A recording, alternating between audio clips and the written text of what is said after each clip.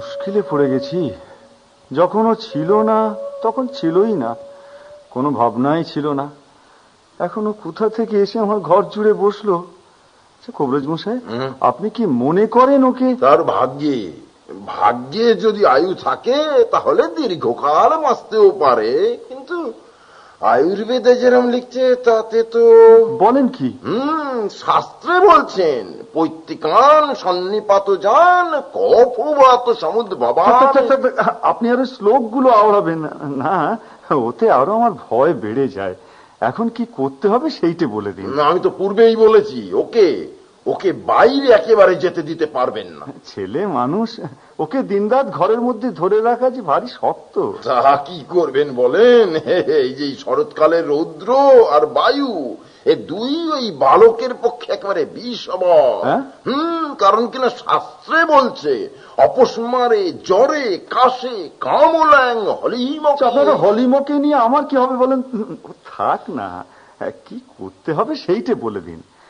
রোগের সমস্ত দুঃখ ও বেচারা চুপ করে সহ্য করে, কিন্তু আপনার ওষুধ খাবার সময় ওর কষ্ট দেখে আমার বুক ফেটে যায়। সেই কষ্ট যত প্রবল তার ফলও তত বেশি। তাই তো মহর্ষি চবন বলেছেন ভেষজং হিতবাক্যং চ তিক্তং আশু ফলপ্রদং।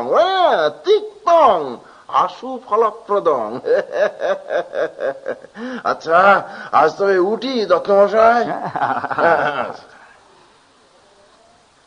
তিক্তং আশু ফলপ্রদং, ওইটুকু ছেলে, ওকে এখন দিন রাত্রির ঘরের মধ্যে বন্ধ করে রেখে দাও। এই যে জয় হোক। ওই রে ঠাকুরদা এসেছে। জয় হোক। সর্বনাশ করলে কেন? আমাকে তোমার ভয় কিসের?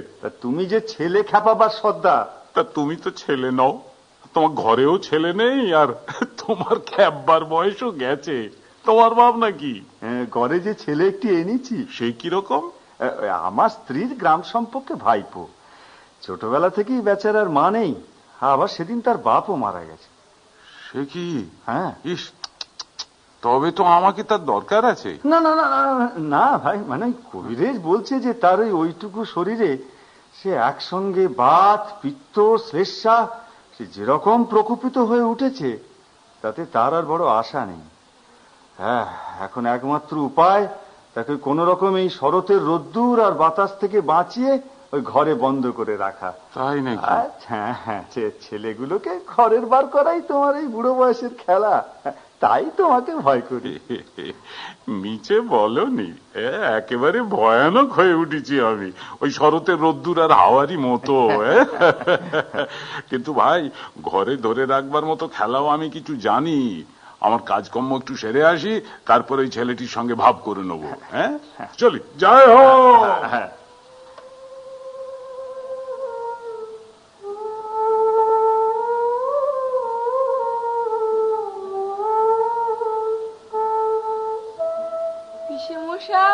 হ্যাঁ, কি অমল, এসো বাবা এসো। আমি কি ওই উঠোনটাতেও যেতে পারবো না?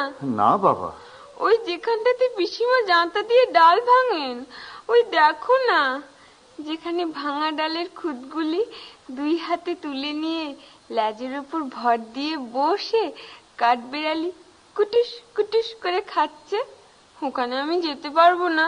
ওই কবিরাজ যে বলেছে বাইরে গেলে তোমার অসুখ করবে। কবিরাজ কেমন করে জানলে?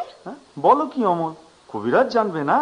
সে যে এত বড় বড় পুঁথি পড়ে ফেলেছে। পুঁথি পড়লে কি সমস্ত জানতে পারে? হ্যাঁ বেশ, তাও বুঝি জানো না? আমি যে পুঁথি কিছুই পড়িনি, তাই জানি না। দেখো, বড় বড় পণ্ডিতরা সব তোমারই মতো। হ্যাঁ, তারা ঘর থেকে তো বেরোয় না। বেরোয় না? না, মানে কখন বেরোবে বলো? তারা বসে বসে কেবল পুঁথি পড়ে। অমল বাবু, তুমিও বড় হলে পণ্ডিত হবে। হ্যাঁ, বসে বসে এত বড় বড় সব পুঁথি পড়বে, আর সবাই দেখে আশ্চর্য হয়ে যাবে। না না পিসমশাই, তোমার দুটি পায়ে পড়ি, আমি পণ্ডিত হব না পিসমশাই, আমি পণ্ডিত হব না। আমি যা আছে সব দেখবো, কেবলই দেখে বেড়াবো। শোনো একবার, দেখবে কি? দেখবার তো আছেই বা কি? আমাদের জানলার কাছে বসে সেই যে দূরে পাহাড় দেখা যায়, আমার ভারী ইচ্ছে করে ওই পাহাড়টা পার হয়ে চলে যায়। কি পাগলের মতো কথা! কাজ নেই কম মনে খামোখা পাহাড়টা পার হয়ে চলে যায়। আচ্ছা, ওই পাহাড়টা যখন মস্ত বেড়ার মতো উঁচু হয়ে আছে, তো তখন তো বুঝতে হবে যে ওটা পেরিয়ে যাওয়া বারণ। হ্যাঁ, নইলে এত বড় বড় সব পাথর জড়ো করে এত বড় একটা কাণ্ড করার দরকার কি ছিল? পিসেমশাই, তোমার কি মনে হয় বারণ করছে? হ্যাঁ, আমার ঠিক বোধ হয় পৃথিবীটা তো কথা কইতে পারে না, তাই অমনি নীল আকাশে হাত তুলে ডাকে।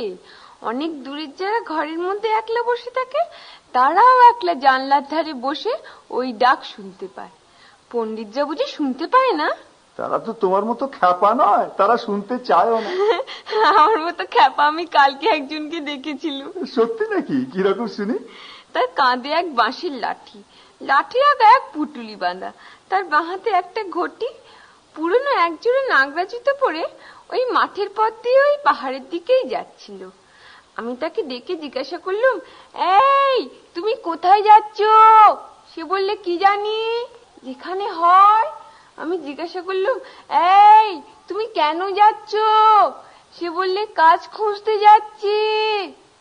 আচ্ছা পিসেমশাই, কাজ কি খুঁজতে হয়? হ্যাঁ, হয় বই কি, কত লোক কাজ খুঁজে বেড়ায়। বেশ তো, আমিও তাদের মতো কাজ খুঁজে বেড়াবো। খুঁজে যদি না পাও? খুঁজে যদি না পাই? হ্যাঁ, খুঁজে যদি না পাই তো আবার খুঁজবো। তারপরে সেই নাগরা জুতো পরা লোকটা চলে গেল। আমি দরজার সামনে দাঁড়িয়ে দাঁড়িয়ে দেখতে লাগলুম, সেই যেখানটাতে ডুমুর গাছের তলা দিয়ে ঝর্ণা বয়ে যাচ্ছে, সেখানে সে লাঠি নামিয়ে রেখে ঝর্ণার জলে আস্তে আস্তে পা ধুয়ে নিলে, তারপর পুটুলি খুলে ছাতু বের করে জল দিয়ে মেখে খেতে লাগলো। খাওয়া হয়ে গেলে আবার সে পুটুলি ঘাড়ে করে নিলে, তারপর পায়ের কাপড় গুটিয়ে ঝর্ণার ভেতর নেমে জল কেটে কেটে কেমন পার হয়ে চলে গেল। পিসিমাকে বলে রেখেছি ওই ঝর্ণার ধারে গিয়ে আমিও একদিন ছাতু খাবো। তা পিসিমা কি বললে? পিসিমা বললে, আগে তুমি ভালো হও, তারপরে তোমাকে ওই ঝর্ণার ধারে নিয়ে গিয়ে ছাতু খাইয়ে আনবো। কবে আমি ভালো হব? আর তো দেরি নেই বাবা। দেরি নেই? ভালো হলেই কিন্তু আমি চলে যাব। সে কি, কোথায় যাবে? কত বাঁকা বাঁকা ঝর্ণার জলে আমি পা ডুবিয়ে ডুবিয়ে পার হতে হতে চলে যাব। দুপুরবেলা সবাই যখন ঘরের দরজা বন্ধ করে শুয়ে আছে, আমি তখন কোথায়, কত দূরে, কেবলই কাজ খুঁজে খুঁজে বেড়াতে বেড়াতে চলে যাব। আচ্ছা বেশ, আগে তুমি ভালো হও, তারপরে আমাকে পণ্ডিত হতে বলো না পিসেমশাই। তুমি কি হতে চাও বলো? আমি আমি এখন আমার কিচ্ছু মনে পড়ছে না, আমি ভেবে বলবো। আচ্ছা, হ্যাঁ, আমার কাজ আছে, আমি চললুম। হ্যাঁ, কিন্তু বাবা দেখো, বাইরে যেন বেরিয়ে যেও না। না, যাব না, কিন্তু পিসেমশাই রাস্তার ধারের এই ঘরটিতে আমি বসে থাকবো। আচ্ছা।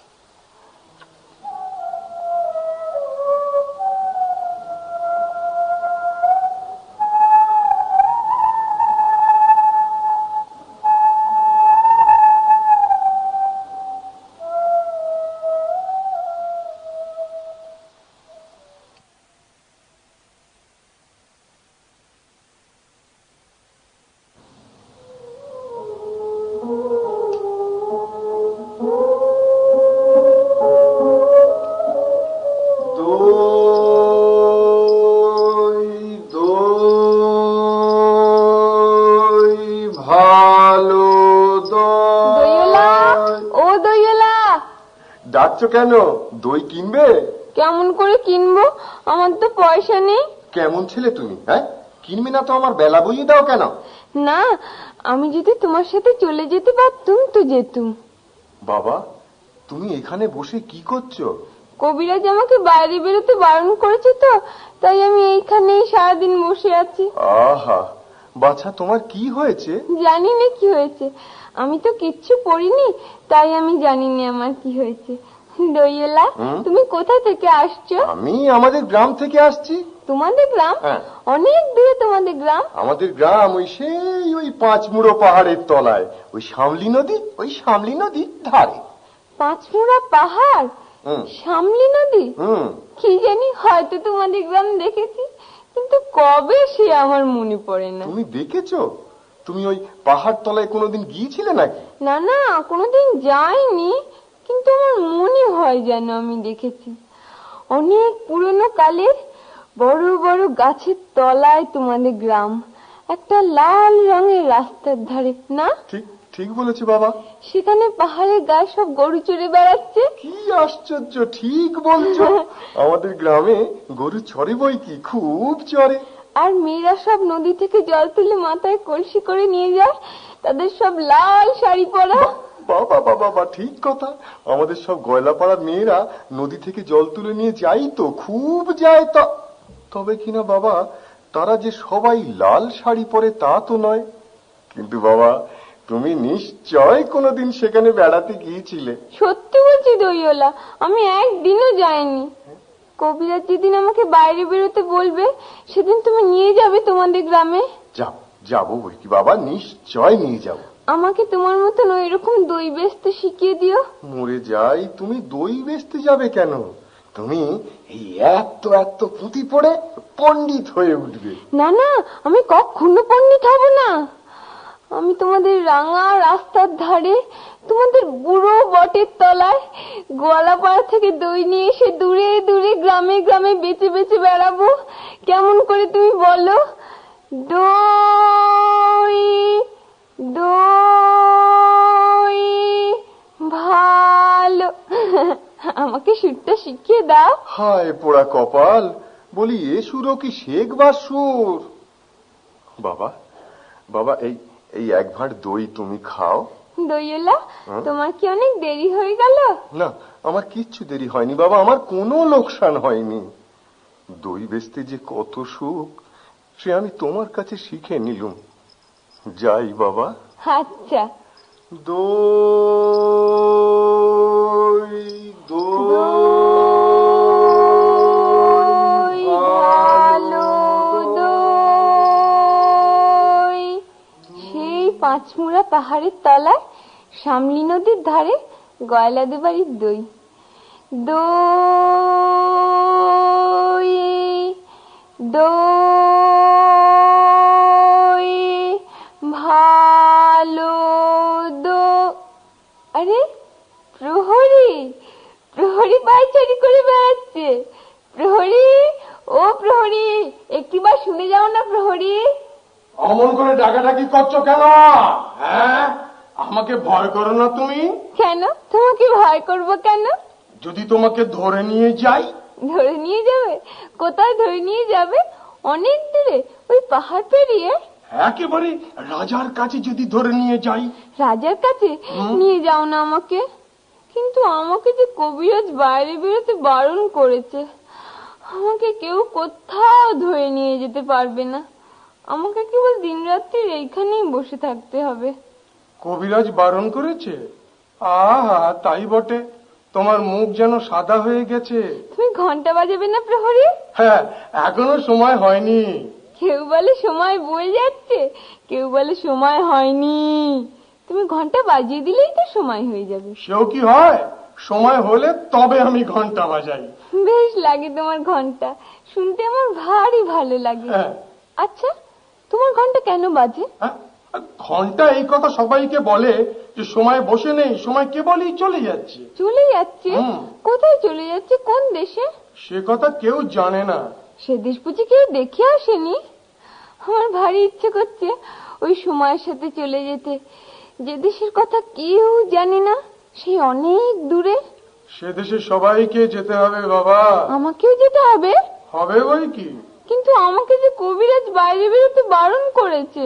কোনদিন কবিরাজি হয়তো স্বয়ং হাতে ধরে নিয়ে যাবেন। না না, তুমি তাকে জানো না, সে কেবলই ধরে রেখে দেয়। তার চেয়ে ভালো কবিরাজ যিনি আছেন, তিনি এসে ছেড়ে দিয়ে যান। আমার ভালো কবিরাজ কবে আসবে? আমার যে আর বসে থাকতে ভালো লাগছে না। না বাবা, অমন কথা বলে না বাবা। না না, আমি তো বসেই আছি। আমাকে যেখানে বসিয়ে রেখেছে সেখান থেকে তো আমি বেরোই না।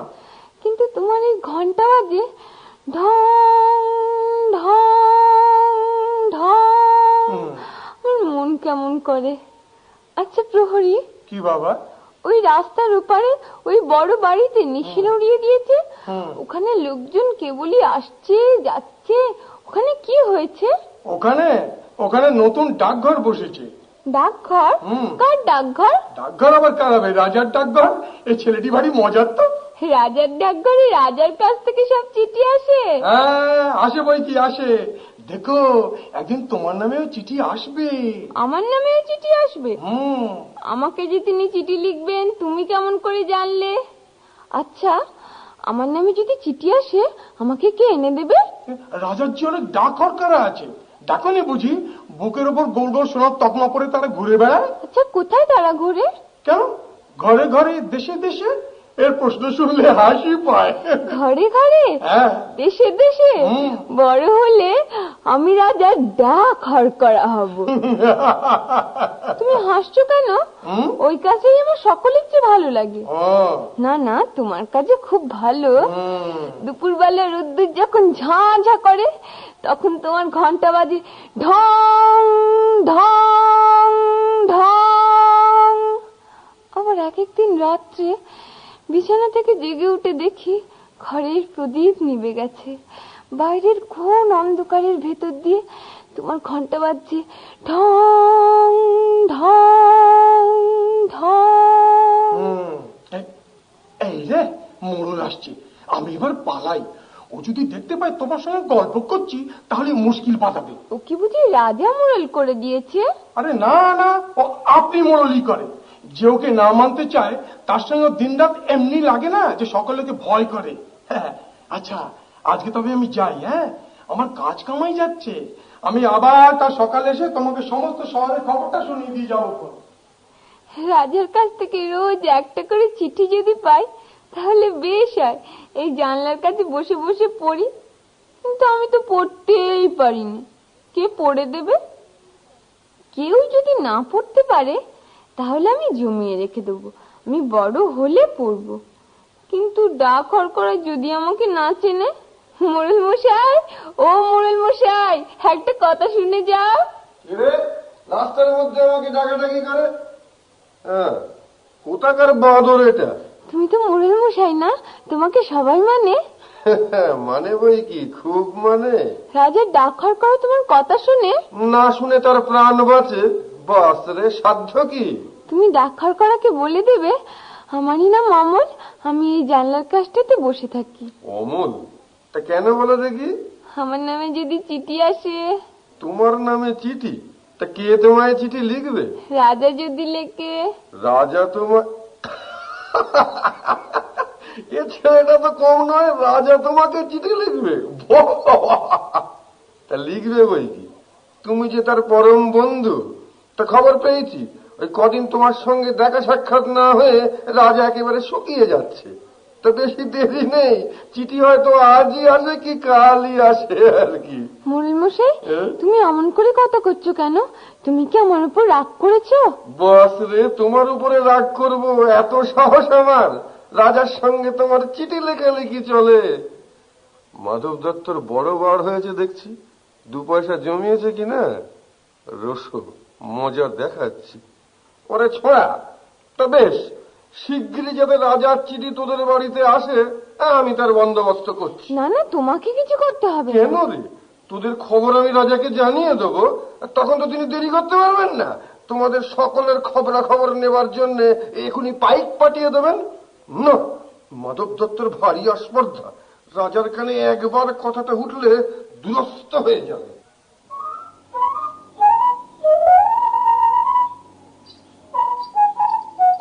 তুমি মাল ঝমঝম করতে করতে চলেছো, একটু দাঁড়াও না ভাই। আমার কি দাঁড়াবার জো আছে? বেলা যে বয়ে যায়। তোমার দাঁড়াতে ইচ্ছে করছে না? আমার ওইখানে আর বসে থাকতে ইচ্ছে করছে না। তোমাকে দেখে আমার মনে হচ্ছে যেন সকালবেলাকার তারা। তোমার কি হয়েছে বলো তো? জানি না কি হয়েছে, কবিরাজ আমাকে বাইরে বেরোতে বারণ করেছে। আহা হা, তবে বেরো না। কবিরাজের কথা মেনে চলতে হয়, দুরন্তপানা করতে নেই, তাহলে লোকে দুষ্টু বলবে। ও বাইরের দিকে তাকিয়ে তোমার মন ছটফট করছে, তাই না? আমি বরঞ্চ তোমার এই আধখানা দরজা বন্ধ করে দিই। না না, বন্ধ করো না। এখানে আমার সব বন্ধ, কেবল এইটুকুই খোলা। তুমি কি বলো না আমি তো তোমাকে চিনি নে। আমি সুধা। সুধা? আমি এখানকার মালিনীর মেয়ে। তুমি কি করো? সাজি ভোরে ফুল তুলে এনে মালা গাঁথি। এখন ফুল তুলতে চলেছি। ফুল তুলতে চলেছো? তাই তোমার পা দুটি এমন খুশি হয়ে উঠেছে। যতই চলেছো মাল বাজছে ঝম ঝম ঝম ঝম ঝম ঝম। আমি যদি তোমার সাথে চলে যেতে পারতাম, তাহলে উঁচু ডালে যেখানে দেখা যায় না সেইখান থেকে তোমাকে ফুল পেড়ে দিতাম। আহা হা, তাই বই কি? ফুলের খবর আমার চেয়ে জানো তুমি বেশি জানো। জানি, আমি খুব জানি। আমি 7 ভাই চম্পার খবর জানি। আমার মনে হয় আমাকে যদি সবাই ছেড়ে দেয় তাহলে আমি চলে যেতে পারি খুব ঘন বনে, যেখানে রাস্তা খুঁজে পাওয়া যায় না, সরু ডালে সব বাগায়, যেখানে মনো পাখি বসে বসে দোলা খায়। সেখানে আমি চাঁপা হয়ে ফুটতে পারি। তুমি আমার পারুল দিদি হবে। কি বুদ্ধি তোমার! পারুল দিদি আমি কেমন করে হব? আমি যে সুধা, আমি এখানকার ওই শশী মালিনীর মেয়ে। আমাকে রোজ এত এত মালা গাঁথতে হয় জানো। আমি যদি তোমার মতন এখানে বসে থাকতে পারতাম তাহলে কেমন মজা হতো। তাহলে সমস্ত দিন কি করতে? কেন? আমার বেনে বউ পুতুল আছে, তার বিয়ে দিতাম। আমার পুষি মেনি আছে, তাকে নিয়ে। ও মা, বেলা বলছে যে দেরি হলে ফুল আর থাকবে না। আমাকে একটি ফুল দিয়ে যাবে? ফুল অমনিতে কেমন করে দেবো? দাম দিতে হবে যে। দাম? আমি বড় হলে দাম দেবো। আমি কাজ খুঁজতে চলে যাব ওই ঝর্ণা পার হয়ে, তখন তোমাকে দাম দিয়ে যাব। আচ্ছা বেশ। তুমি তাহলে ফুল তুলে আসবে। আসবো আসবে আসবো আসবো আসবো। আমাকে ভুলে যাবে না। আমার নাম অমল, মনে থাকবে তোমার? না না, ভুলবো না। দেখো, ঠিক মনে থাকবে।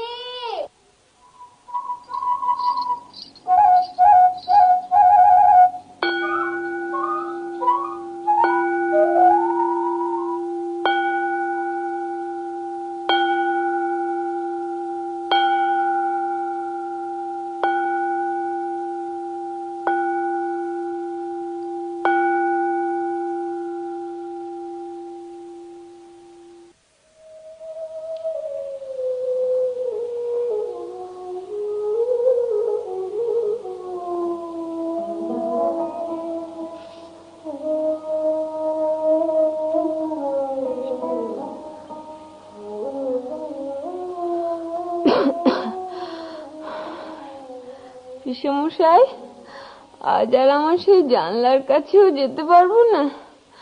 কবিরাজ বারণ করেছে। হ্যাঁ বাবা, সেখানে রোজ রোজ বসে থেকেই তো তোমার ব্যায়ামও বেড়ে গেছে। না পিসেমশাই না, সেখানে থাকলে আমি খুব ভালো থাকি। হ্যাঁ, ভালো থাকি। সেখানে বসে বসে তুমি এই শহরের যত রাজ্যের ছেলে বুড়ো সকলের সঙ্গেই ভাগ করে নিয়েছো। পিসেমশাই, আমার সেই ফকির হাত আমাকে আর জানলায় না দেখতে পেয়ে চলে যাবে। তোমার আবার ফকির কে? সেই যে আমার কাছে সে নানা দেশ বিদেশের কথা শুনিয়ে যায়, শুনতে আমার ভারী ভালো লাগে। ওই, আমি তো কোনো ফকিরকে জানি না। ওই ওই ঠিক তার আসবার সময় হয়েছে। তোমার পায়ে পড়ি, তুমি তাকে একবারটি বলে এসো না, সে যেন আমার ঘরে এসে একবারটি বসে। এই যে ফকির, এসো আমার বিছানায় এসে বসো। কি এই যে ঠাকুরটা? আমি ফকির। তুমি যে কি নও তাই তো ভেবে পাইনি। এবারে তুমি কোথায় গিয়েছিলে ফকির? আমি ক্রৌঞ্চ দ্বীপে গিয়েছিলাম, সেইখান থেকেই তো এইমাত্র আসছি। তোমার ভারী মজা না? আমি ভালো হয়ে উঠলে আমাকে তোমার চেলা করে নেবে বলেছিলে, মনে আছে ফকির? খুব মনে আছে। বেড়াবার এমন সব মন্তর তোমায় শিখিয়ে দেবো না যে সমুদ্রে, পাহাড়ে, অরণ্যে কোথাও কিছুতে আর বাধা দিতে পারবে না। এসব কি পাগলের মতো কথা হচ্ছে তোমাদের? বাবা অমল, এ পাহাড় পর্বত সমুদ্রকে ভয় করি নে, কিন্তু তোমার এই পিসেটি আর সঙ্গে যদি আবার সেই কবিরাজটি এসে জোটেন, তাহলে আমার মন্তরকে হার মানতে হবে। না না পিসমশাই, তুমি কবিরাজকে কিচ্ছু বলো না। এখন আমি এইখানেই শুয়ে থাকবো, আমি কিচ্ছু করব না। কিন্তু যেই দিন আমি ভালো হব সেই দিনই আমি ফকিরের মন্ত্র নিয়ে চলে যাব। নদী, পাহাড়, সমুদ্রে আমাকে আর ধরে রাখতে পারবে না। ছি বাবা, কেবলই এমন যাই যাই করতে নেই। শুনলে আমার মন কেমন খারাপ হয়ে যায়। শুনছি তুই কিরকম দ্বীপ আমাকে বলো না ফকির। সে ভারী আশ্চর্য জায়গা, সে পাখিদের দেশ। সেখানে মানুষ নেই, আর পাখিগুলো তারা কথা কয় না, চলে না, তারা খালি গান গায় আর ওড়ে। বাহ কি চমৎকার! সমুদ্রের ধারে? সমুদ্রের ধারে বই কি, সব নীল রঙের পাহাড় আছে। সেই নীল পাহাড়ই তো তাদের বাসা। আর সন্ধ্যের সময় সেই পাহাড়ের উপর সূর্যাস্তের আলো এসে পড়ে, আর ঝাঁকে ঝাঁকে সবুজ রঙের পাখি সব তাদের বাসায় ফিরতে থাকে। আর তখন সেই আকাশের রঙে, পাখির রঙে, পাহাড়ের রঙে সে একেবারে কাণ্ড হয়ে ওঠে। পাহাড়ে ঝর্ণা আছে? বিলক্ষণ! ঝর্ণা না থাকলে চলে, একেবারে হিরে গালিয়ে ঢেলে দিচ্ছে। আর তার সে কি নৃত্য জানো, নুড়িগুলোকে ঠুংঠাং ঠুংঠাং করে বাজাতে বাজাতে কেবলই কলকল কলকল ঝরঝর ঝরঝর করতে করতে একেবারে জানো, কোন কবিরাজের বাবার সাধ্য নেই যে তাকে একদণ্ড কোথাও আটকে রাখে। পাখিগুলো আমাকে নিতান্ত তুচ্ছ একটা মানুষ বলে যদি এক ঘরে করে না রাখতো, তাহলে ওই ঝর্ণার ধারে তাদের হাজার হাজার বাসার একটা পাশে বাসা বেঁধে আর সমুদ্রের ঢেউ দেখে দেখে ঢেউ দেখে দেখে আমি সমস্ত দিনটা কাটিয়ে দিতাম। আমি যদি পাখি হতুম তাহলে কিন্তু এটা ভারী মুশকিল হতো। কেন? শুনলাম তুমি নাকি দইওয়ালাকে বলে রেখেছো যে বড় হলে তুমি দই বিক্রি করবে। তা পাখিদের মধ্যে তোমার ওই দইয়ের ব্যবসাটা তো তেমন বেশ জমতো না, বোধ হয় ওতে তোমার কিছু লোকসানই হতো। তা হতো না? আর তো আমার চললো না, আমাকে শুধু তোমরা খেপিয়ে দেবে দেখছি। আমি চললুম। পিসেমশাই, আমার সেই দইওয়ালা এসে চলে গেছে। গেছে বই কি, তোমার এই শখের ফকিরের তলপি বয়ে ওই ক্রৌঞ্চদ্বীপের পাখির বাসায় উড়ে বেড়ালে তার তো পেট চলে না। সে তোমার জন্য একবার দই রেখে গেছে, আর বলে গেছে ওই তাদের গ্রামে তার বোনঝির বিয়ে, তাই সে কলমি পাড়ায় বাঁশির ফরমাস দিতে যাচ্ছে, তাই বড় ব্যস্ত আছে। ওমা, সে যে বলেছিল আমার সঙ্গে তার ছোট বোন চিঠির বিয়ে দেবে। ওই তো বড় মুশকিল দেখছি। সে বলেছিল সে আমার টুকটুকি বউ হবে, তার নাকে নোলক, তার লাল ডুরে শাড়ি, সে সকালবেলা নিজের হাতে কালো গরু দিয়ে নতুন মাটির ভারী ফেনা শুদ্ধ দুধ খাওয়াবে তোমাকে। তারপর সন্ধ্যের সময় গোয়াল ঘরে প্রদীপ দেখিয়ে এসে আমার কাছে বসে 7 ভাই চম্পার গল্প করবে। আরে খাসা বউ, এ তো দেখি খাসা বউ। আমি যে ফকির মানুষ, আমারই কিরম লোভ হচ্ছে। তা বাবা ভয় নেই, এবারকার মতো দিয়ে দিক না বিয়ে। আমি তোমাকে বলছি, তোমার দরকার হলে কোনদিন ওর ঘরে বঞ্জির অভাব হবে না। আর তো পারা যায় না, আমি চললুম। ফকির, পিসেমশাই তো গিয়েছেন, এবার আমাকে চুপি চুপি বলো না, ডাকঘরে কি আমার নামে রাজার চিঠি এসেছে? শুনেছি তো, তার চিঠি রওনা হয়ে বেরিয়েছে। সে চিঠি এখন পথে আছে। পথে? কোন পথে? সেই যে বৃষ্টি হয়ে আকাশ পরিষ্কার হয়ে গেলে অনেক দূরে দেখা যায় সেই ঘন বনের পথে। তবে তো তুমি সব জানো দেখছি, সেই পথেই তো। আমি সব জানি ফকির। তাই তো দেখতে পাচ্ছি। কিন্তু কেমন করে জানলে গো অমল বাবু? তা আমি জানি না, আমি যেন চোখের সামনে দেখতে পাই, মনে হয় যেন আমি অনেকবার দেখেছি, সে অনেকদিন আগে, কিন্তু কতদিন সে আমার মনে পড়ে না। বলবো? হ্যাঁ বলো বাবু। আমি দেখতে পাচ্ছি রাজার ডাকঘর করা পাহাড়ের উপর থেকে একলা কেবলই নেমে আসছে, বাঁহাতে তার লণ্ঠন, কাঁধে তার চিঠির থলি। কতদিন, কত রাত ধরে সে একলা কেবলই নেমে আসছে। পাহাড়ের পায়ের কাছে ঝর্ণার পথ যেখানে ফুরিয়েছে, সেই বাঁকা নদীর পথ ধরে সে কেবলই চলে আসছে। আমি সমস্ত দেখতে পাচ্ছি। যত সে আসছে দেখছি আমার বুকের ভেতরে ভারী খুশি হয়ে উঠছে। বাবা, অমন নবীন চোখ তো আমার নেই, তবু তোমার দেখার সঙ্গে সঙ্গে আমিও যেন একটু একটু দেখতে পাচ্ছি। আচ্ছা ফকির, যার ডাকঘর, তুমি সেই রাজাকে জানো? হ্যাঁ জানি বই কি, আমি যে তার কাছে রোজ ভিক্ষে নিতে যাই। বাহ, সে তো বেশ। আমি ভালো হয়ে উঠলে আমিও তার কাছে ভিক্ষে নিতে যাব। আমি তার দরজার সামনে পথের ধারে দাঁড়িয়ে জয় হোক বলে ভিক্ষে চাইবো, আমি খঞ্জনি বাজিয়ে নাচবো। সে বেশ হবে না? হ্যাঁ সে খুব ভালো হবে, সে বেশ হবে। কিন্তু তুমি কি ভিক্ষে চাইবে অমলবাবু? আমি তার কাছে চাইবো তিনি যেন আমাকে তার ডাকঘরের হরকড়া করে দেন। আমি এমনি লণ্ঠন হাতে দেশে দেশে ঘরে ঘরে তার চিঠি বিলি করে বেড়াবো। তাই করো বাবা, তাই করো। তুমি দেশে দেশে ঘরে ঘরে তাঁত চিঠি বিলি করে বেরিও। জানো ফকির, আমাকে একজন বলেছে কেমন করে ভিক্ষে করতে হয় শিখিয়ে দেবে। কে গো? ছিদাম। ছিদাম? সেই যে অন্ধ খোঁড়া, চোখে দেখতে পায় না, ও সেই আমাকে বলেছে কেমন করে ভিক্ষে করতে হয় শিখিয়ে দেবে। বাহ। পিসেমশাইকে আমি বলি ওকে ভিক্ষে দিতে, তিনি বলিল মিথ্যে কানা, ও মিথ্যে খোঁড়া। আচ্ছা, ওই যেন মিথ্যে কানাই হলো, কিন্তু চোখে দেখতে পায় না, সেটা তো সত্যি। ঠিক ঠিক বলেছ বাবা। ওর মধ্যে সত্যি হচ্ছে ওইটুকু যে ও চোখে দেখতে পায় না, তা সে ওকে কানা বলো আর নাই বলো। ঠিক।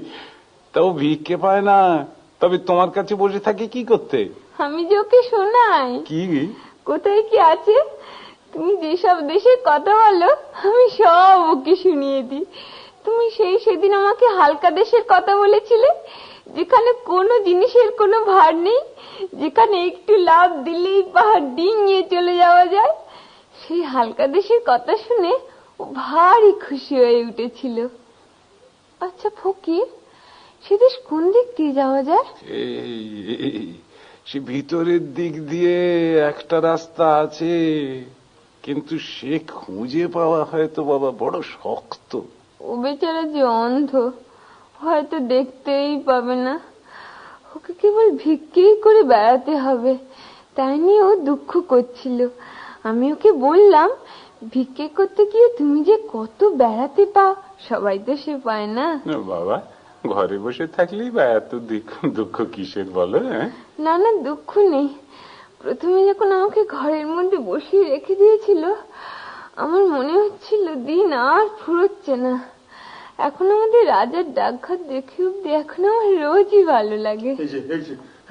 আচ্ছা, তোমরা দুজনে মিলে কি ফ্যাসাদ বাঁধিয়ে বসে আছো বলো দেখি? কেন, কি হয়েছে? শুনেছি তোমরা নাকি রটিয়েছো রাজা তোমাদেরই চিঠি লিখবেন বলে ডাকঘর বসিয়েছেন। আহার, তাতে হয়েছেটা কি? আরে আমাদের ওই পঞ্চানন মোড়ল সেই কথাটি রাজার কাছে লাগিয়ে বেনামি চিঠি লিখে দিয়েছেন। তা সকল কথাই যে আমাদের রাজার কানে ওঠে সে কি আমরা জানি না? তবে সামলে চলো না কেন? রাজা বাদশার নাম করে এমন জাতা কথা মুখে আনো কেন? তোমরা যে আমাকে শুদ্ধ মুশকিলে ফেলবে। ওকে, রাজা কি রাগ করবে? অমনি বললেই হলো রাগ করবে। কেমন রাগ করে একবার দেখি না। আমার মতো ফকির আর তোমার মতো ছেলের ওপর রাগ করে সে কেমন তার রাজাগিরি ফলায় একবার দেখি না। দেখো ফকির, আজ সকালবেলা থেকে আমার চোখের উপর থেকে থেকে অন্ধকার হয়ে যাচ্ছে। সে কি? মনে হচ্ছে সব যেন স্বপ্ন। রাজার চিঠি কি আসবে না? এখুনি ঘর যদি মিলিয়ে যায়, যদি সব মিলিয়ে যায়। আসবে আসবে বাবা, তুমি সব চিঠি আজই আসবে। এই কি আজ কেমন ঠেকছে? খুব ভালো কবিরাজ মশাই, মনে হচ্ছে আমার সব বেদনা চলে গেছে। ওই হাসিটি তো ভালো ঠেকছে না। হ্যাঁ, ওই যে বলছে না যে খুব ভালো, ওইটাই হলো খারাপ লক্ষণ। হ্যাঁ, আমাদের চক্রধর দত্ত তো বলেছেন। তো হয় কবিরাজ মশাই, ও চক্রধর দত্তের কথা রেখে দিন। এখন বলুন তো ব্যাপারখানা কি? বোধ হচ্ছে হাত ধরে রাখা যাবে না। হ্যাঁ, হঠাৎ আজ একটা কেমন হাওয়া দিয়েছে না? আমি তো দেখে এলাম তোমাদের সদর দরজার ভেতর দিয়ে হু হু করে হাওয়া বইছে। ওটা একেবারেই ভালো নয়। ও দরজাটা বেশ ভালো করে তালা চাবি বন্ধ করে দাও। হ্যাঁ দিচ্ছি, আমি এখনই দিচ্ছি। অমল চোখ বুঝে রয়েছে, বোধহয় ঘুমোচ্ছে, কিন্তু মুখ দেখে মনে হয় যেন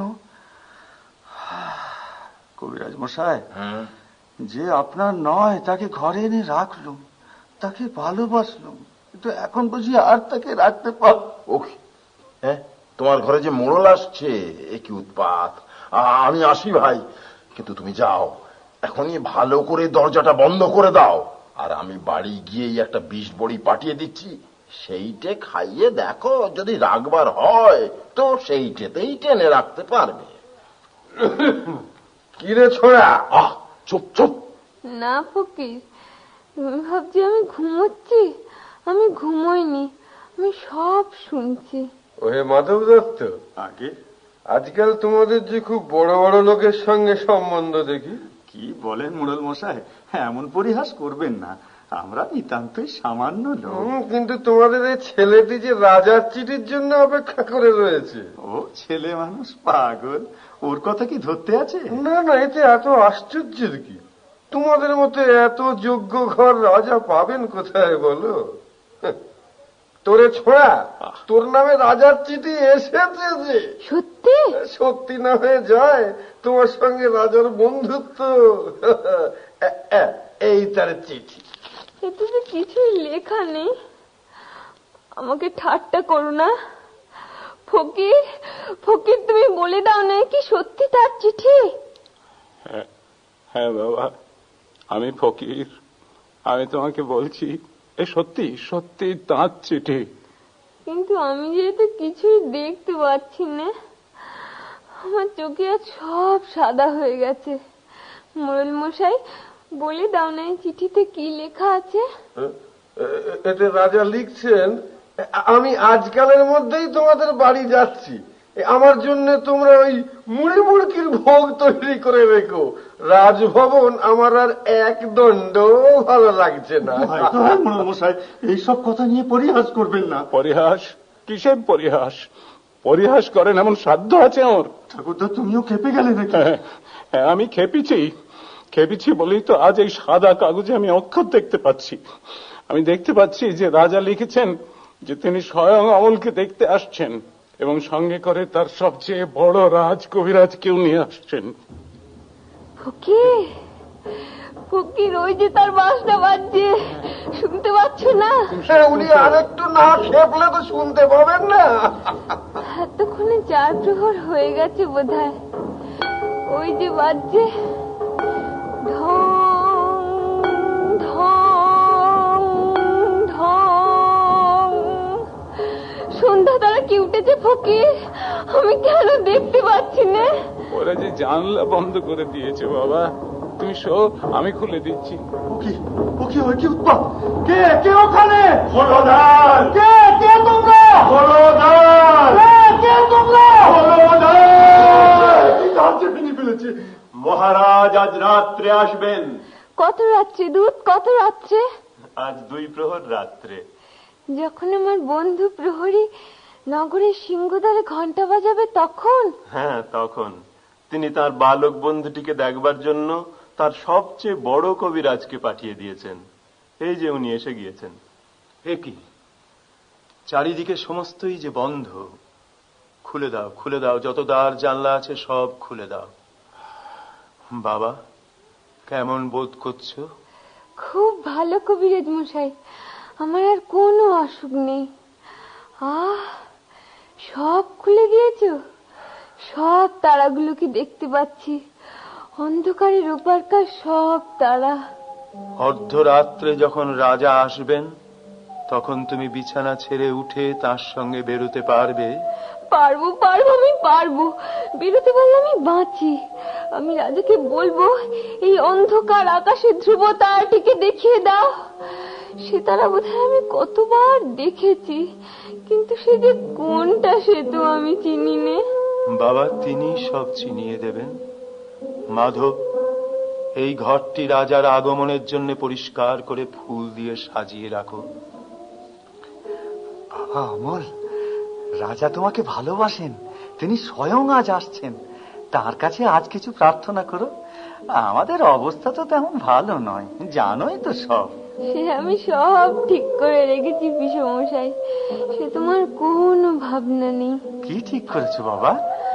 আমি তার কাছে চাইবো আমি তার কাছে চাইবো তিনি যেন আমাকে তার ডাকঘরের হাড়কড়া করে দেন। আমি অমনি লণ্ঠন হাতে দেশে দেশে ঘরে ঘরে তার চিঠি বিলি করে বেড়াবো। আমি দেশে দেশে ঘরে ঘরে তার চিঠি বিলি করে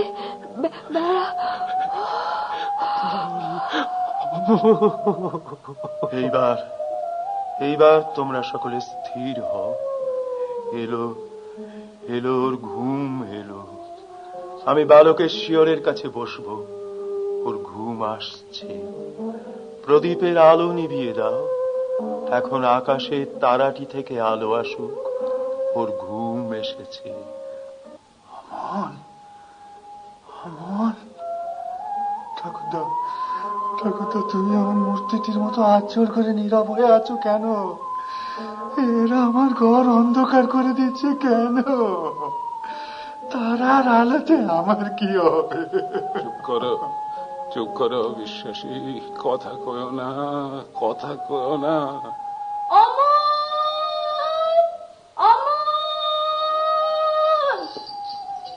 অমল, ও ঘুমিয়ে পড়েছে।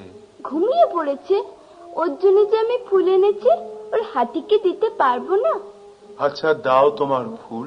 ও কখন জাগবে? এখনই, যখন রাজা এসে ওকে ডাকবেন তখন। তখন তোমরা ওকে একটি কথা কানে কানে বলে দিতে পারবে? কি বলবো বলো? বলো যে সুধা তোমাকে ভুলেনি। অমল, সুধা তোমাকে ভুলেনি।